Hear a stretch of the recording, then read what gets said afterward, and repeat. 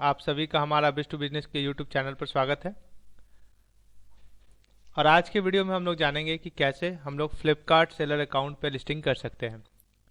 लेकिन वीडियो पर जाने से पहले आप लोगों से रिक्वेस्ट है कि वीडियो को अंत तक देखें और अपने सेलर कम्युनिटी को शेयर करें ताकि वो भी इसका लाभ उठा सकें। और इस तरह की वीडियो भी पाते रहने के लिए आज ही हमारे चैनल को सब्सक्राइब करें। तो आइए जानते हैं कि फ्लिपकार्ट पे लिस्टिंग कैसे कर सकते हैं हम लोग। तो सबसे पहले हम लोग ये जानेंगे कि फ्लिपकार्ट लिस्टिंग है क्या। तो ये एक फ्लिपकार्ट के द्वारा दिया गया एक ऐसा फीचर है जिसके जरिए हम अपने प्रोडक्ट का एक वर्चुअल प्रेजेंस किसी भी ऑनलाइन प्लेटफॉर्म पे दिखा सकते हैं, जिसमें आपके प्रोडक्ट के टाइटल नेम, प्रोडक्ट से रिलेटेड फीचर्स, उनके प्राइस और अलग अलग साइड इमेजेस, जिससे कस्टमर को ये क्लियरिटी मिलती है कि ये प्रोडक्ट क्या है और प्रोडक्ट के बारे में समझते हैं और जानते हैं, जिससे उनको बाइंग डिसीजन लेने में हेल्प मिलता है।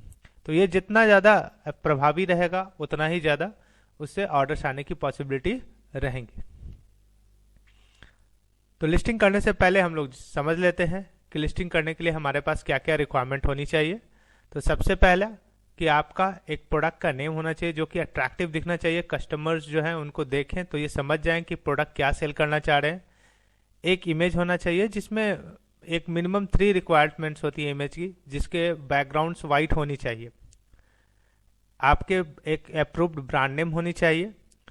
और लिस्टिंग करने के लिए सबसे पहला रिक्वायरमेंट आता है या तो आपका एक ट्रेडमार्क अप्लाइड स्टेट में होना या फिर आपके पास उस प्रोडक्ट के इनवॉइसेज हों। प्रोडक्ट स्पेसिफिकेशन रहना चाहिए जिसमें आपके प्रोडक्ट के बारे में आपने बताया है, जिसको पढ़ने के बाद कस्टमर को एक क्लैरिटी मिल जाए कि प्रोडक्ट में क्या स्पेशलाइजेशन है। उसके बाद प्रोडक्ट डिस्क्रिप्शन, जिसमें हम लोग प्रोडक्ट के बारे में डिस्क्राइब करेंगे। और एक लास्ट है सेल प्राइस एंड एमआरपी, जो अपने सहूलियत के अनुसार आप लोग सेट कर सकते हैं। Steps of for the product listing. तो जैसा कि सबसे पहला है इसमें है कि आप अपना seller account, Flipkart seller account log in करेंगे और इसमें लिस्टिंग टैब पे जाते हैं। लिस्टिंग टैब पे जाने पर आपको वहां ऐड न्यू लिस्टिंग का ऑप्शन दिखता है। उस पर क्लिक करने के बाद यहाँ पे आपके दो ऑप्शन दिखते हैं, एक है ऐड अ सिंगल लिस्टिंग और दूसरा है ऐड लिस्टिंग बल्क। तो आज के इस वीडियो में हम लोग जानेंगे कि कैसे हम लोग सिंगल लिस्टिंग कर सकते हैं। तो हम लोग यहाँ पे ऐड सिंगल लिस्टिंग पे क्लिक करते हैं। क्लिक करने के बाद हमारे पास सबसे पहला ऑप्शन आपकी कैटेगरीज पिक करने की आती है। तो इसमें आप अपने प्रोडक्ट से रिलेटेड कीवर्ड्स जो है सर्च बॉक्स में डालिए।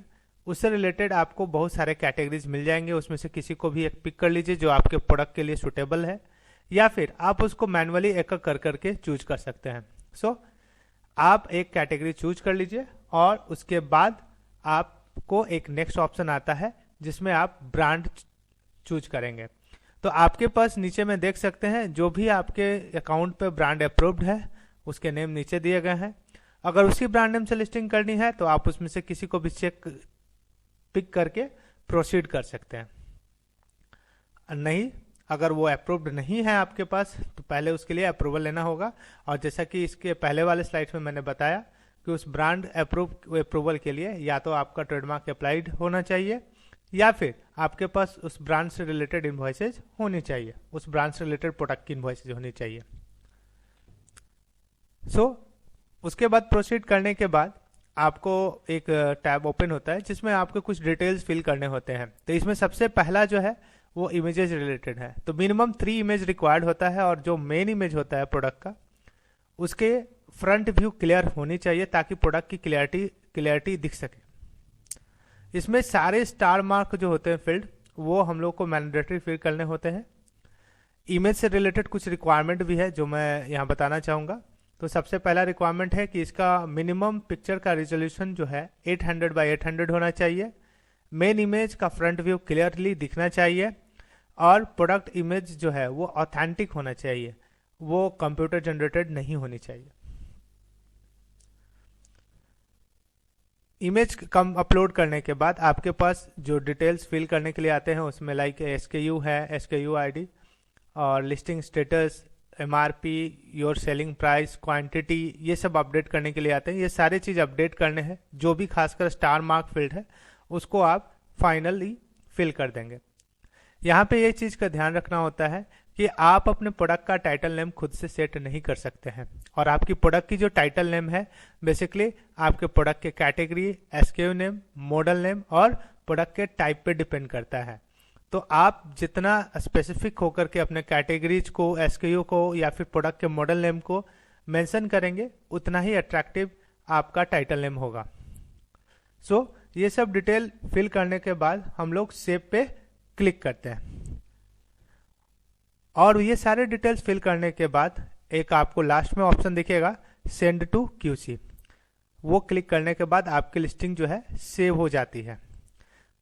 अब इसके आगे के प्रोसेस जानने से पहले हम लोग ये समझते हैं कि क्यूसी चेक है क्या।